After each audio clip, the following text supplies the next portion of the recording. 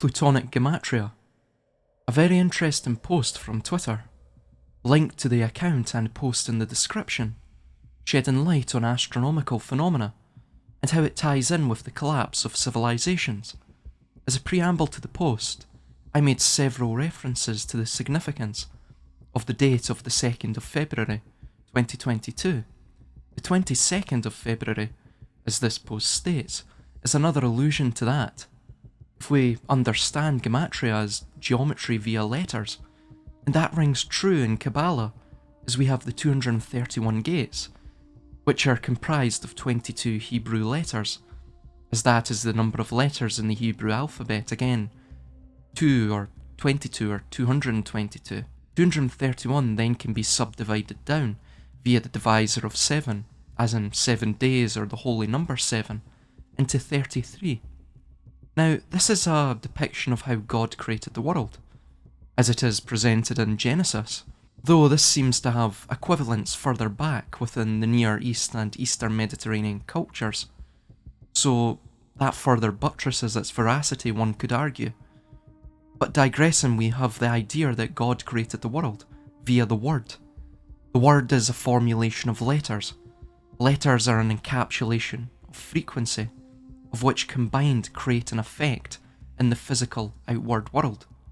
The frequency derives from our larynx, and this is generated by, in its simplest form, thought. Therefore, the word is the more powerful form of the thought, as the thought is then put into the currency of physical change or intent, which is frequency or the waveform. Even our physical actions are an example of this, and our physical world is but a mirage, in a way, a collage of static waves that exist in a stasis of equilibria, until disturbed by sentient thought, and its input of the frequency of action. This is where the mystical and occult abracadabra term derives from, that being the Aramaic avracadabra, which means, quote, "the worlds shall be created in my words," unquote. The ancient Hebrew equivalent has a similar pronunciation to the Aramaic. Thus, this is the value of Gematria, or geometry via letters, and it is why God is determined by these occult practitioners as the grand architect of the universe. The symbology of the square and compass is another example of this, and this has persisted until our current era, becoming distorted arguably into a quasi-death cult. And this secret society, this Gnostic or Hermetic sect that rules the world, has persisted until our current era, becoming distorted arguably from its original intent into a quasi-death cult hell-bent on total world dominion, via the rendering of the Cam into chaos. 22 is the master builder number, 6, 33, 222, are all interlinked via the secretive Hebraic term for Adam, which translates as the firstborn of man. Of that subject I discussed at length within my Kabbalah series, which is largely still unfinished, and could be a 20-part series of 30 to 40 minute videos each. The topic is that inexhaustibly expansive. As we will discuss further on, 22nd of February 2022, or 22-2022, if we deduct the 0 out of that, we find singular, dualistic and triadic forms of the number 2. And February 22nd, 2022 also falls on a Tuesday. Interestingly, if we couple this with the fear program at present being put forth through the airwaves, the quote, imminent cyber attack on the US and UK financial markets, we see that this date probably marks the beginning of the epochal end of Western supremacy, it seems. Although this will be discussed within the post below. Therefore, without further dilly-dallying, let us move on to the very fascinating post in question. The post, quote, "On the 22nd of February 2022 will be a once in a 248 year event. Pluto is going to conjunct, return to the United States. The last time this happened was on July the 4th, 1776, the exact founding day of America. Astrologically, Pluto brings destruction and rebirth. Rome fell when Pluto returned," unquote. and the US Pluto return will commence from 2022 to 2024. If we look at the Roman Empire, tradition picks 27 BCE as the beginning of the empire. The Roman Empire's natal Pluto was at 27 BC Cancer, or January the 16th, which, funnily enough, the Senate bestowed the title Augustus on Octavian on that date. The empire experienced a Pluto return during the years 218 to 220 AD. This was a period of terrible ending after a great expansion of the empire. The Severan dynasty began in 193 AD under Septimius Severus, the African emperor as he was aptly titled, who was unpopular with the people and the Senate because he didn't give a damn about them. He reformed and promoted the military. He understood where his power lay, and this dynasty was marked by its abandonment of philosophic and republican pretense. The emperor was a soldier and did whatever it took to keep the armies content. The dynasty was marked by its abandonment of philosophic and republican pretense. Does this ring a bell? And this continued until Elagabalus, who so thoroughly scandalised the empire with his religious Orientalism, promotion of women to the senatorial power, and his overt homosexuality, that his assassination was arranged by his own grandmother. Severus Alexander was the last emperor of the dynasty. He succeeded Elagabalus at the age of 14 in 222 AD, again 222. He was unable to manage the armies, first by being too lax, then by being too harsh, and finally listening to his mother, who advocated bribery over fighting. His was the reign that separated the era of Rome's greatest expanse from the crisis of the 3rd century. Barbarian invasions, civil wars, rebellions, usurpers, plague, debased currency, and a near economic failure. The period from 235 to 284 AD is the demarcation between ancient and late antiquity. The accession of Diocletian saved the empire from collapse, but the cost was a naked autocracy, a broad reorganisation of the empire that tied peasants to their land and sons to their fathers' professions, expansion of the armies, rewriting history, and an explicit statement of the emperor as divine. Again, does this not have strong parallels with the Great Reset? Rome's Pluto return had preceded this era. Pluto was now ascendant. Fear was a dictator that ruled with absolute power. Rome abandoned the pretense that the people had choices and that the Senate made decisions. Security was bought at the price of freedom. The second Pluto return, 464 AD. The second Pluto return happened in 464 AD. This was during the reign of some puppet emperor or other. From 461 to 472 AD, it was the Germanic general Ricimer who managed the Western Empire. Historians end the empire in 476 AD, when the Germanic king Odoacer deposed Romulus Augustus. But really, Germanic kings had been managing things for a decade. Roman authority had been in the hands of Ricimer since 462 AD. So it's interesting to reflect on these two periods of Roman history, to see similarities and transition points. Where might the god of hell be found on earth? How might the workings of evolution, death and rebirth manifest in an empire? Certainly, the years marking Pluto's return were watershed years, eras of profound change, of transitions, not endings. For example, the growing influence of the military, a highly pagan entity, added to the intolerance of Christians, and that led to Diocletian's great persecution. Despite the ominous name, little came of the edict. By 300 AD, provinces didn't have much interest in killing Christians.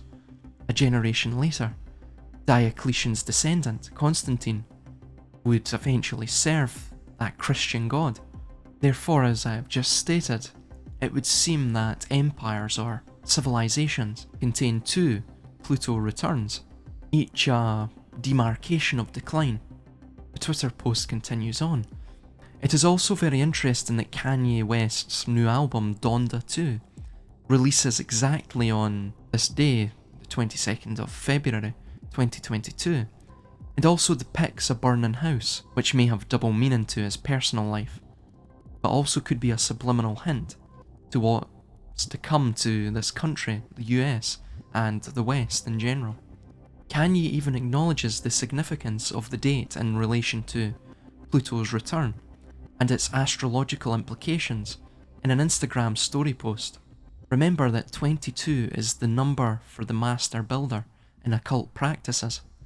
It is also interesting that this day will be the 22nd day of the second month of the 22nd year of the second millennia since Christ's birth, Anno Domini.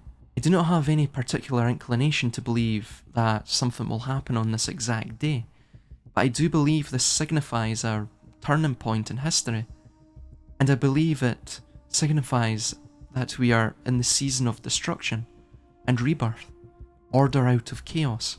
But let's keep an eye on this date, in this season that we are in.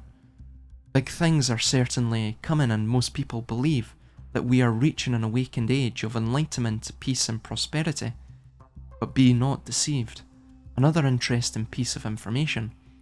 2 times 2 times 2 times 222, again the 22nd of February 2022, equals 1776. So that is 2 times 2 times 2 times 222 equals 1776. Also on the image of Independence Hall, on the $100 bill, the time on the clock tower reads 2:22. 2 plus 2 plus 2 plus 2 plus 2 plus 2 equals 12. 12 is the number of governance or governments. What could this mean? Personally, I believe this predictive symbolism is foreshadowing that points us back to the destruction of one system and the rebirth of another. We are seeing mass resistance and revolution around the world, and there is a shift indeed happening. For clarification, on the day of the adoption of the Declaration of Independence, July the 4th, 1776, Pluto's position was at 27 Capricorn. On the 22nd of February 2022, Pluto will be returning to that exact position for the first time ever. Here is what's called a Sibyl chart illustrating this. The 7-4, or July the 4th, is a very important number in Masonic mysticism. Whether or not it was actually signed, the Declaration of Independence, on that day is unimportant. The history they write is important from a numerological standpoint. Here's a thread on Gematria and why 74 is so important. Let me explain to you why Gematria is important. You've likely heard of the Cabal, meaning a secretive and political organisation. This word originated from Kabbalah, an ancient and widely practiced form of mysticism. A central belief from it is that God created the world with language by combining numbers and letters with the word. This is expressed in the foundational text of Kabbalah, the Sefer Yetzirah, or in English, the Book of Formation. In its opening paragraph it states, God created his universe by the forms of expression, numbers, letters and words. This belief is in line with the Holy Bible. In Genesis, God speaks the word into existence in 6 numbered days, and resting on the 7th day, and making it holy. Both God and Genesis begin with the letter G, the 7th letter in the English alphabet. In Kabbalah, the practice of decoding words into numbers is called Gematria, aka geometry in language. To begin to understand the wisdom of Gematria and how the English language is encoded within it, we will start with the most straightforward cipher, known as simple Gematria, where A is 1, B is 2, C is 3, etc. Using simple English Gematria, notice each of the words in the cipher equals 74. Simple equals 19 plus 9 plus 13 plus 16 plus 12 plus 5 equals 74. English equals 5 plus 14 plus 7 plus 12 plus 9 plus 8, which equals 74. Gematria again, 7 plus 5 plus 13 plus 1 plus 20 plus 18 plus 9 plus 1 equals 74. Gematria is about pairing words together that have matching numerical values and logical relationships. For example, notice how Jesus, Messiah, Gospel, Parables, and Cross each equal 74 as well. A very special number, as we'll come to understand. As you may know, in the Gospel of Jesus, the Messiah speaks in parables and died on the cross. A Jewish rule about writing the name of God is that it is best written G-D as a form of respect. You'll notice G is the 7th letter and D is the 4th letter. Thus GD, or G-D, is 7-4, and not by chance. The word Jewish equals 74 also. For another 74, the spiritual leader of Islam, Muhammad, is a name equating to 74. Muhammad Ali also died at age 74, 6/3/2016. 6/3 is 63 and 2016 is the 63rd triangular number, meaning that when 1 through 63 are added, the sum is 2016. Another spiritual leader to some is Lucifer, summoned to 74 as well, and referred to as the morning star. Lucifer equates to 74 as well.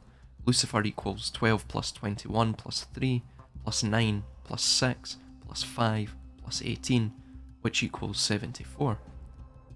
Building on our understanding of 74 and how it's used ritualistically, we need to look at none other than the infamous Freemasons, one of many Masonic orders that are based in Kabbalah, among other occult teachings.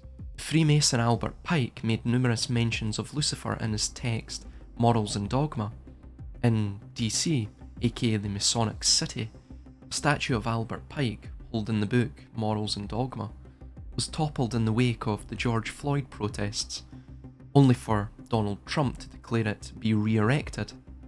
Masonic equals 13 plus 1 plus 19 plus 15 plus 14 plus 9 plus 3, which equals 74. Occult equals 15 plus 3 plus 3 plus 21 plus 12 plus 20, which equals 74. For the record, modern Freemasonry began in London, England in the year 1717. London equals 12 plus 15 plus 14 plus 4 plus 15 plus 14, which equals 74. It is no accident that the day of our independence, July 4th, is 7-4. Adding to its relevance, holiday equates to 74 as well. Holiday equals 8 plus 15 plus 12 plus 9 plus 4 plus 1 plus 25, which equals 74. Holy means holy day, of course, and as I mentioned earlier, 7 is associated with being holy. In light of all of this, consider that the 7 is the 4th prime number, that the divisors of 4 sum to 7. It's also no accident that the 4th book of the Holy Bible is titled Numbers. Back to the 4th of July, the 2nd, 3rd and 5th Presidents of the United States, John Adams, Thomas Jefferson, and James Monroe, each died on the 4th of July. Adams and Jefferson both died July 4th, 1826, and then 1,826 days later, James Monroe died on July 4th, 1831. The word killing has simple English gematria of 74. I would encourage you to look up the lyrics to the song Gematria, The Killing Name, by the band Slipknot, as well as the song Murder by Numbers by the band The Police, where it's stated, quote, "It's murder by numbers, 1, 2, 3. It's as easy to learn as your ABCs," unquote.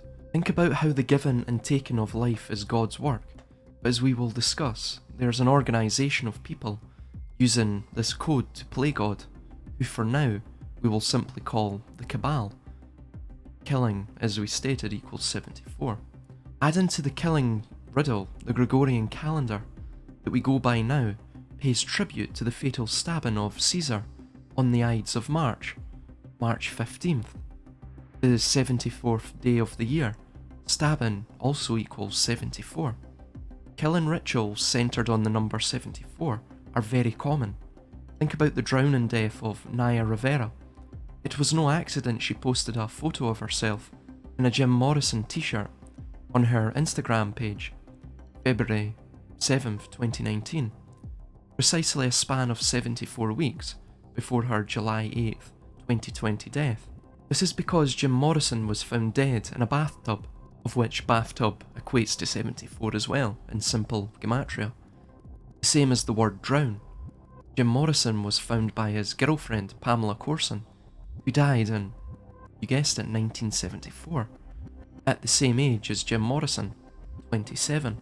You may be thinking, maybe a lot of words happen to sum to 74. Well, out of the 50 states, only one sums to 74 in simple English gematria, and that is the 33rd state, Oregon. George Washington had 74 generals and 33 were Masons. Also remember, Jesus was put on the cross at 33. Herman Cain, once a presidential candidate, died a span of 33 weeks from his 74th birthday, having been born December 13th, 1945, and having died July 30th, 2020.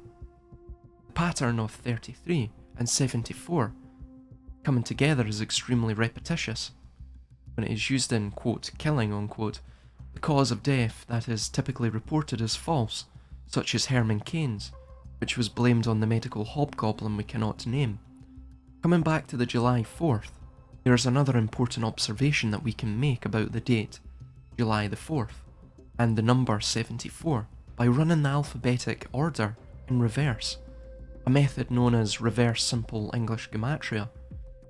Using this cipher, the word free sums to 74, and July 4th, 1776, the date the United States was freed from England.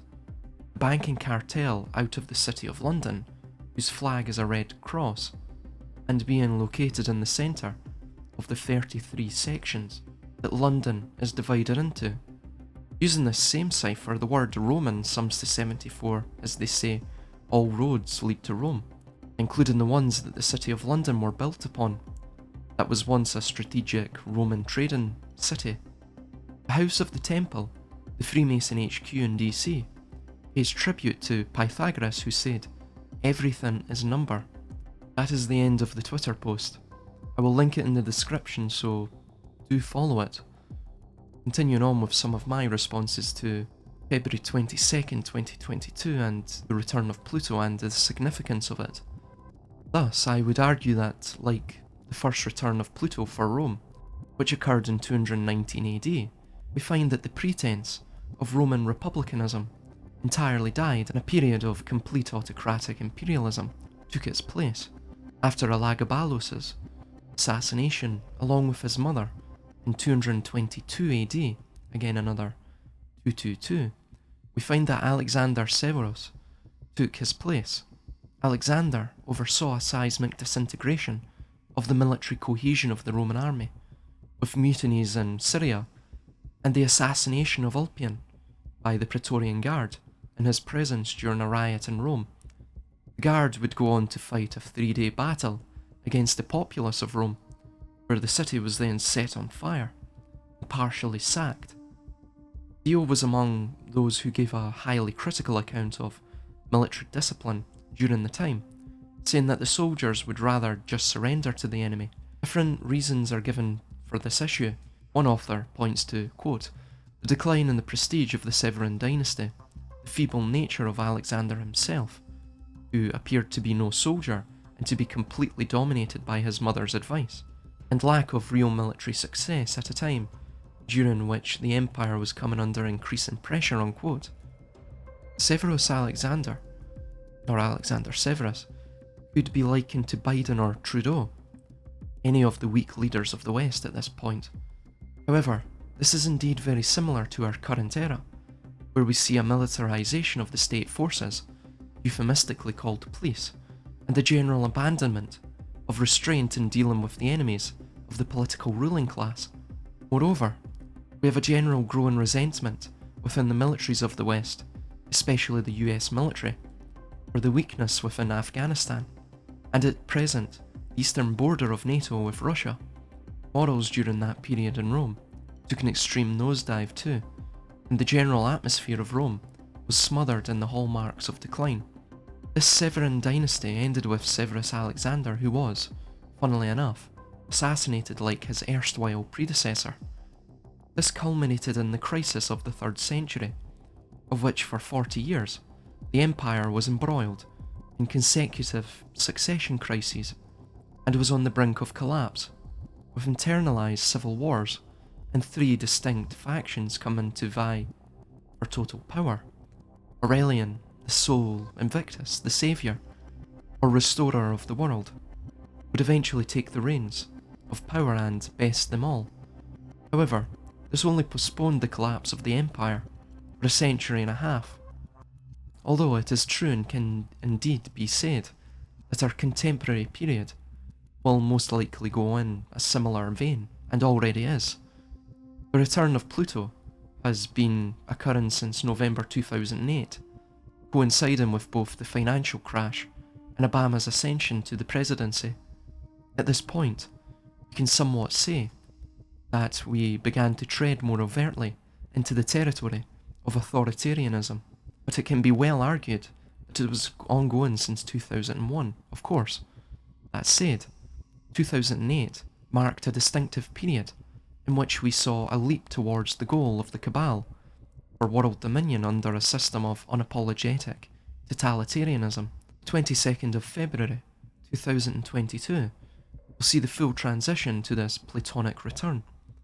Alas, like it was in Rome during the first Plutonic return, we find that there was a 50-year crisis of internal strife culminating in the Diocletian reforms that ended in utter autocracy. Similarly, we find that we shall move in a similar direction during our epochal transition, but in a quicker order, I would presuppose. We can glean this from the recurring ideas being touted by the state of digital IDs, loss of bodily autonomy, loss of rights, dictatorial powers, increased brutality from the system, food shortages, imposition of serfdom, again like it was in Rome post-Diocletian, and the absolute repudiation of reason and logic, eclipsed by blind fanaticism, a veneration of authority for authority's sake, and the increasing utterances from the camps of the ideologues for the annihilation of their political and religious foes. The first Pluto return, the epochal beginnings of the transformation into despotism, culminated in the assassination of Elagabalus and ascension of Severus Alexander in 222 AD, again another series of twos, and recall, this is the same as 22 AD, where zeros play no significance in Gematria, due to the value, or lack of, being a later development, one that was not seen at the formulation of the concept of Gematria by unknown ancient adepts. Thus, after this date of 222 AD, we find that there was internal strife, civil war, and rampant political abuse of the lower orders. Fast forwarding to our present longue durée, we find that 222 is seen encapsulated within this current period of time, least of all the dates. From the last natal of Pluto during the 4th of July 1776, or the founding of the US. Now, strangely enough, the White House was completed in 1800 AD, prior to the destruction of it by the British and Canadians during the War of 1812, which makes it, coincidentally, 222 years old in 2022. The first president's birthday is the 22nd of February, George Washington that is, and the year 2022 marks his 222nd death anniversary. The phrase, quote, United States Pluto returns, unquote, also sums to 2022 in English Sumerian. There is indeed so many connections, I couldn't go over all of them, but there is discussion regarding ensuring, quote, US and UK banks prepare for an imminent cyber attack on the financial market infrastructure, unquote, along with everything else that is ongoing right now, from the agitation of World War III to the annihilation of basic rights and liberties. None of it is by accident, it is all by design.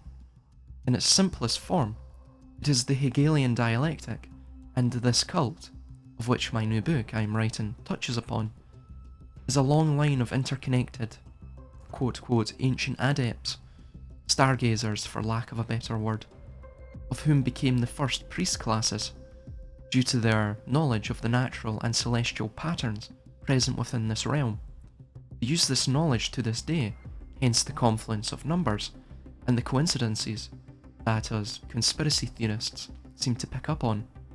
In time, these groups monopolised the sources of power and ensured the royalty and leadership became their sole puppets. As the ensuing centuries, nay millennia, rolled on, they formed a clandestine network with other such adepts turned priest classes, and unified under common religious precepts. With a common religious eschatology, it bears much in common with the basic Hermetic, Gnostic, and Kabbalistic ideas available to the public, though it differs in some aspects, but it zealously wishes to attain godhood, or the total realization of the full monopoly not just over human society, but over nature and God itself. They wish not just to be spectators of the patterns of the natural world, they wish to control them themselves. This is where the Hegelian dialectic factors into this all, though it is the most basic of all manipulative techniques of this cabal. Unfortunately, due to YouTube's copyright policy, I cannot play this most germane of clips here, but it will be in the full video over on my BitChute, Rumble, and Odyssey channels, so please view this extremely important clip in its totality over there.